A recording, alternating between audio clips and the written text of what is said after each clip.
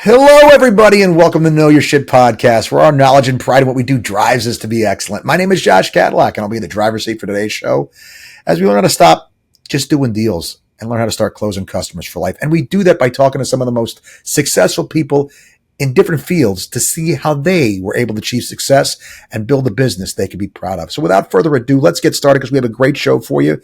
Because once again, we have a great guest for you. We have Mr. Derick Sebastian with us. Derick, thanks so much for being with us. Aloha, Josh. Thank you so much, y'all. I appreciate it. Yeah, man. No, I mean, I know you are in Hawaii, which means it is several hours earlier where you are than it is here for me. Yeah, you just had lunch, and I'm sitting here wondering what's for dinner. And Right. So Derick, what is it that you do, buddy? You know, I'm a ukulele artist for a long time. To be exact, 31 years of playing the ukulele. I've been very blessed, very fortunate to have a journey of just a rich journey of just building relationships through the music journey. It's just been just very fulfilled to share the instrument all over the world, through big and small stages, and just developing great relationships along the way, man. So, yeah. I get that. So what got you started? What got you started playing? Well, long story short, I was into growing up as a young kid. I loved baseball, playing sports, baseball, football, and then just when I was 11 years old or in sixth grade or something like that, my asthma got real bad. And maybe that was God's way of telling me, hey, we got to take another path. And our very close family friend, and he was a school security back then at that school that I was going to, Mr. Sam Ellis, he ended up, I saw him playing ukulele on the bench, during recess. And I was like, wow, this is cool. I was just looking for something to do. And the ukulele came into play and changed my life, man. Love it. I love it. So what do you like best about it? In the beginning part, when I first started many years back, the ukulele wasn't a popular instrument. It was just one of those, it's all good. But when I first started to play, I actually got teased a little, because it wasn't like that in thing yet, but at the same time, it gave me an out, a little bit of to express, to emote a little bit. And it was a happy instrument. It gave me good vibes. I could play reggae, island music, picking, and all that good stuff. Yeah. And it changed my life, man. It was something that gave me a little hope. And, growing up without a dad, there's a lot of questions, growing up, why, he passed so early and this and that and that. And then, it just helped me to move forward, if that makes sense, so. No, absolutely. It's a way to take and get yourself where you need yourself. Yeah. I get that. Where do you think all the success came from for you? Well, I gotta tell you, man, I surround myself with great people, and one of them is my mentor, father figure, Mr. Sam Ellis. I knew him from literally probably when I was born, because he was good. He was already working with my older siblings in this junior police officer program within the school kind of deal. So I was this little kid, just kind of tagging along with the older brother and sisters. And when I crossed paths with Mr. Ellis, when we basically with the ukulele, I should say, it was just we came real close. Not just a family friend anymore. He was almost like, in Hawaii, I call it the Hanai, adopted dad, like a Hanai dad or father. And we got really close, and the ukulele brought us even closer. And, instilled foundations, appreciation, just life values. It wasn't all about ukulele. It was definitely about life, appreciating, not taking things for granted, going after your dreams, and not just dreaming, but you got to believe it. Anybody can dream, but, if you start believing and, you start thinking different, you start speaking different, and actions start to change. And, Sure. Yeah, that's the foundation, and that's pretty much where it all kind of started, man. Just going after it, bro. I gotcha. So let me ask you this, and this is kind of a self-assessment question. Hmm. What do you think in your makeup makes you good at it? Well, Made you start? Made you stick with it? What in your makeup? I think I had a goal. How can I inspire the world through the ukulele? And that was just out of curiosity. Just wow, this is so cool. Even though it's not a popular instrument, what if I could just tour the world? And that Yeah, started that little mustard seed of curiosity of, well, how can I, be one of these pioneers per se, if you will. How can I expand this ukulele? And that just allowed me to dream, allowed me to hope. And, long story short, I mean, I started to perform locally here on Maui. It started to expand out of throughout the inner islands, and then all of a sudden, I was going to the U.S. through ukulele festivals, house concerts, workshops throughout the U.S. and I started to get opportunities to travel overseas, Australia, Thailand, Philippines, Korea, China, Europe, Canada, Finland, Estonia. I mean, it's just been a wild ride. Now, um, sporting events, playing the national anthems for NBA, MLB, PGA, NCAA. It's been a wild ride, man. A dream come true in many phases, and to now be on this creative path a little bit more deeper. Rather than just going wider and just trying to expand more. I'm just trying to find a little bit of the message now. So and try to share yeah. that. So it's been very blessed, man. It sounds like it. Um, Let me ask you this: with all of that good, Mm. there had to be bad. There had to be the gigs that you wanted that you were negotiating and it fell through. The tours that were getting set up and then it doesn't happen. How do you manage yourself when you have those unmet expectations, those disappointments? What do Whew. you do? Well, as you know from the get go, there's a lot of rejection in the beginning part. Sure. There was a lot of no's. You're not good enough, or that's not what we're looking for, or what is the ukulele? you know. But in the My beginning, personal favorite. yeah, What is it? what is it, right? I mean, what is it? Is it a toy Yeah. instrument? And rightfully so. With Tiny Tim back in the days, tiny, having the little ukulele and singing these little, funny folk songs or whatever. Rightfully so. It kind of paints the picture, but to me, I it in the beginning was really hard because like I said, the rejection was very difficult to process, the no's. And, I, there are times to just give up and find something else or whatever it may be. But, with the guidance of Mr. Ellis and the belief and the encouragement, the support, the love, the aloha per se, um, I was able to find my way. And now looking back, I realized that rejection is basically a redirection, if that makes sense. It builds character. It builds, Sure. resilience. It builds, it just, how much do you want it? Every Yeah. no means there's a yes somewhere else. You got to go find it. Yeah, yeah. Right, man. So I know this is something you're passionate about, and so I know you wrote a book about it, and so I want to give you a chance to talk about what you were looking to do with your book. Yeah, this book project, man. It was an idea 5, 6, 7 years ago, and it just felt that I I wasn't not ready per se, but I just had to do a little bit more. And this past, I would say when I guess 2024 hit, I'm a good friend. My good friend is a book coach, publisher coach, and he said, "Hey, listen, Derek, you know, you've been talking about this book for quite some time, and I think it's time for you to do it." And I said, not sure if I'm ready. But he said, listen, doesn't have to be hard. All your stories, all your struggles, all your success, all your ups and downs and everything in between needs to be documented, because your struggles are somebody else's story, and Yep.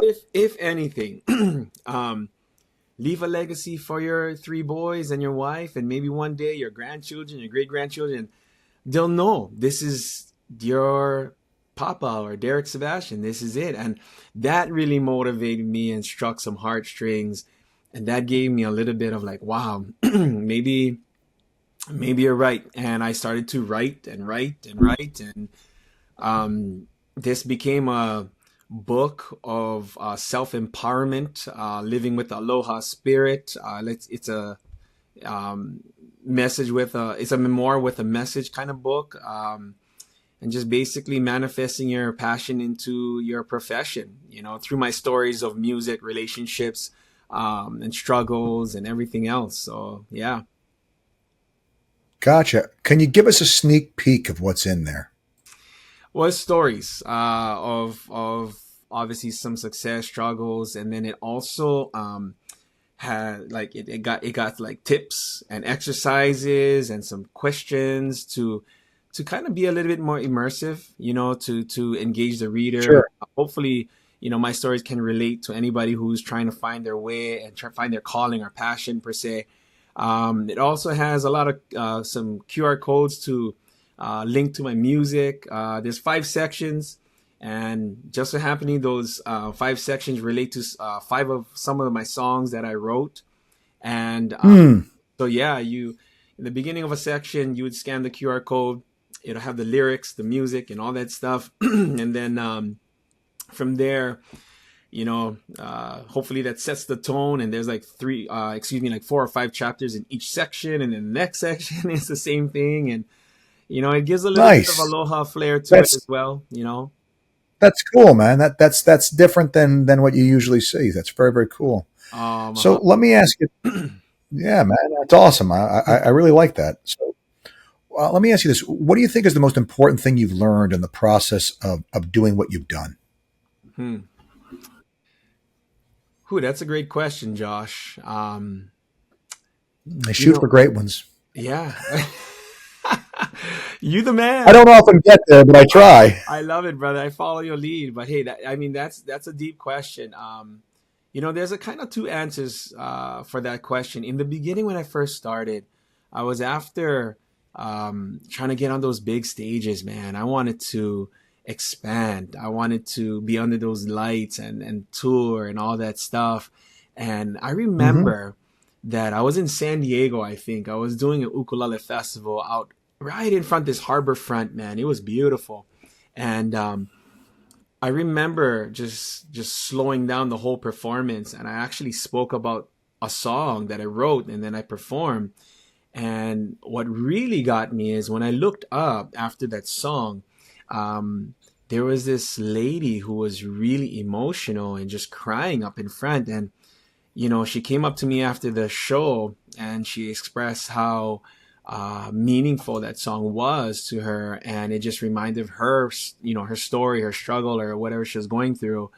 And that kind of struck a chord with me, and Sure. I started to focus more on stories as opposed to just showing off talent. And when I kind of made that transition throughout the years of just trying to say, hey, it's all about the stories, it's about the message, it's about trying to reach that person scraping the walls way in the back kind of deal.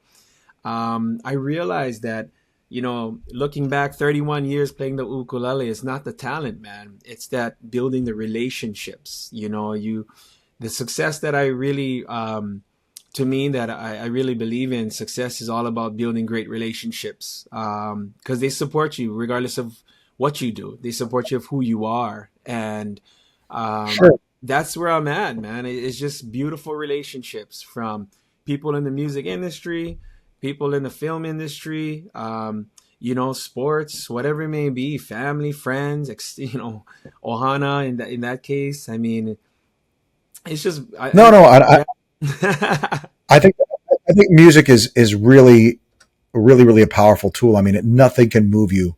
Hmm, It really, like a great speech does, or something like that. It has the ability to really take and change your mood, how you feel, what you feel. I sure. often will, and I remember when I was a kid, it used to come on the radio every morning was Whitney Houston's performance of the national anthem at the 1991 Super Mhm. Bowl. Sure thing. And, I would be feeling not great. And when that was done, I felt like I could tear the bark off the teeth of a tree with my teeth. I was ready to go to town, run Yeah. through a friggin' wall.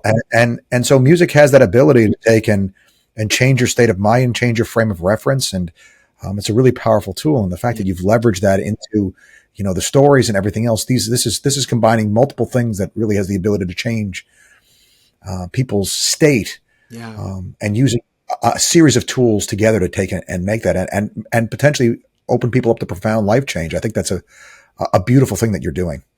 Oh, thank you, man.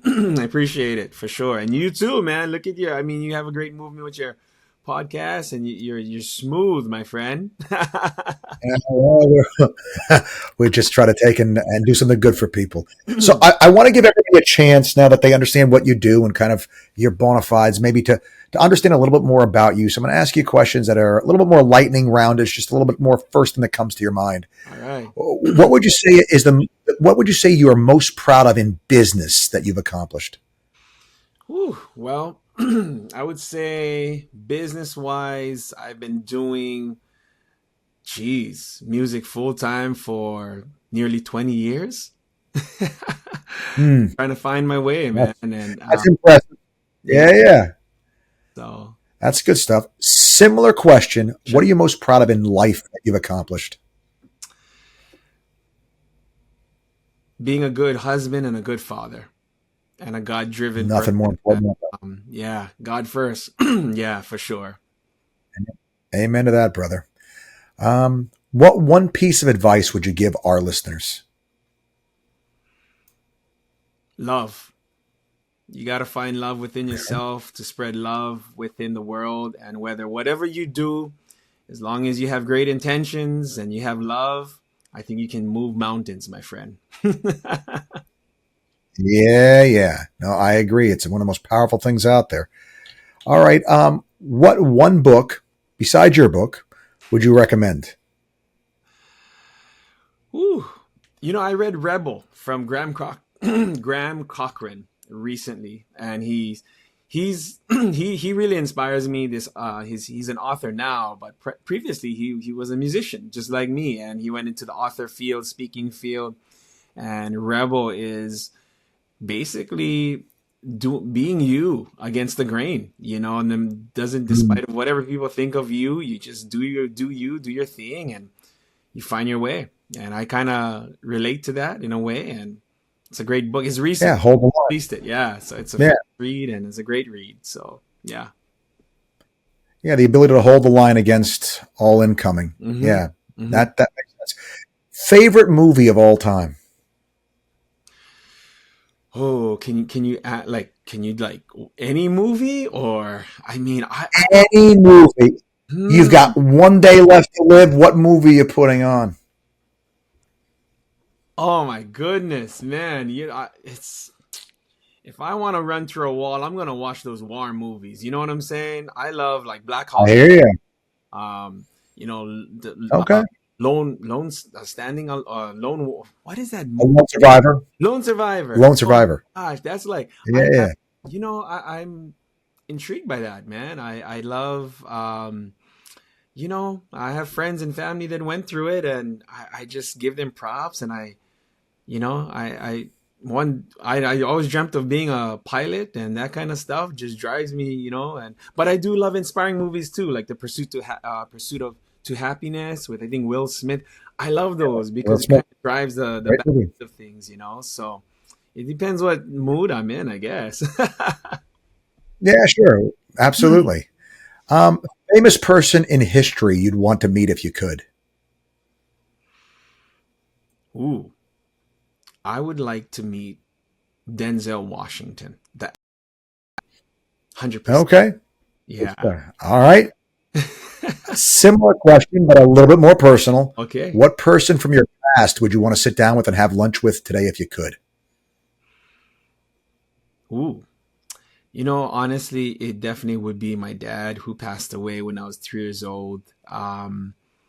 He passed away working hard for us. I have three other siblings, And back then when he passed, I didn't understand, what was going on. So all I knew was people were coming over, people were emotional, and my mom said dad would be sleeping for a long time. And it was something that didn't strike me at first, but growing up, it was like, oh wow, like how come why do I see all my friends' dads around baseball games, Yeah, open houses and school functions? So, to be honest, I knew he had great intentions to give the best to us, and now I'm doing the sure. same for my own family, my wife and my three boys. And I would definitely like to definitely strike a conversation with him, because back then I didn't know any better. I was too little, too young. So yeah, my dad for sure. Yeah, I get that, man. I get that. Yeah. I was a lot older when I lost my dad, and my Mm, answer would be the same. yeah. Um, And, what what one piece of advice would you go back and give a younger version of you? mm, wow. I am. What advice? I would. I mean, to be honest, Josh, there's a lot. Um, but man, that's a good one. That's so good. I mean, that's just keep. I mean, I could go any way on this, right? So, one piece of Sure. advice: you can't make everybody happy. I, Yeah, man. you know what I'm That saying? is. Um, I back when get you. I was trying to make everybody happy, including family and friends and coaches and all that good stuff. And I was doing things to try to make everybody happy and maybe impress, but now I would say more making people try to make them happy. It just burnt me out, and when I started to follow my heart and know it was my calling, even though it was going against the grain per se. But like I said, back then ukulele wasn't popular. And when I had this dream and this vision to say, hey, I want to do this ukulele, I kind of voiced it. People were, oh, man, even some close family members would say, hey, you can't make a living playing ukulele. What are you doing? Yeah, yeah, yeah. I mean, hey, Little did they know. Little did they know. but then Yeah, again, yeah. it's a blessing because it developed character. And the thing is, like you said, that question, what would I do younger, or advice I would, advise myself, is basically go for it right away, man. Especially in today's world, there's so much distractions and too much things going on. You can get influence from outside, so you got to kind of try to find yourself first right away, and or just surround yourself with great people to begin with. So, That's huge. That's yeah, huge. yeah. Well, all right. So, if you had to pick, who would you want to be? Who would you want to have your back being stuck in a foxhole with taking fire? Who would you pick? Um, to be honest, I right off the bat, man, I think of my uncle Earl Inoue, who's been a long time family friend and um, mentor. And he's just that smart guy, man. He thinks outside of the box, and he's always Okay. laughing. He's always laughing. He's always joking around, even in serious situations. So, Uncle Earl, that's for you, man. I love you, bro. All right. There you go. All right. So, Derek, what do you do to unwind, buddy? I watch ESPN as long as I can, as much as I can. So, All right. Sports Center, brother. There you go. That's it. Nothing wrong. Nothing wrong with that. What's next for you, Derek? What's the next project? What's the next thing? I know you're working on this book. Is there Yeah. something else in the rolling around back there you got that you're thinking about? Oh man. It is basically this book. It's going after sharing my message in a different way, sharing my journey in a deeper way through my stories. And hopefully, this opens up a little bit more opportunities where if it's speaking or coaching, or I've been on a TED talk about Mr. Ellis's passing in honor of him. I've been going to schools and all these festivals and speaking. So I think I would like to definitely expand a little bit more in that, if that opens up.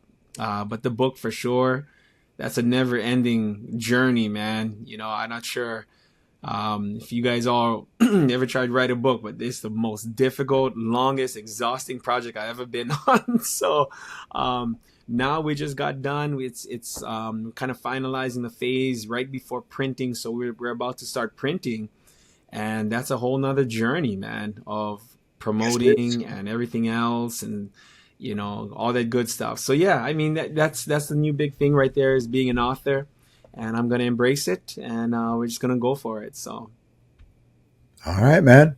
Well, more power to you, bud. That isn't the easiest thing. I've done it a couple times, and I know it isn't easy.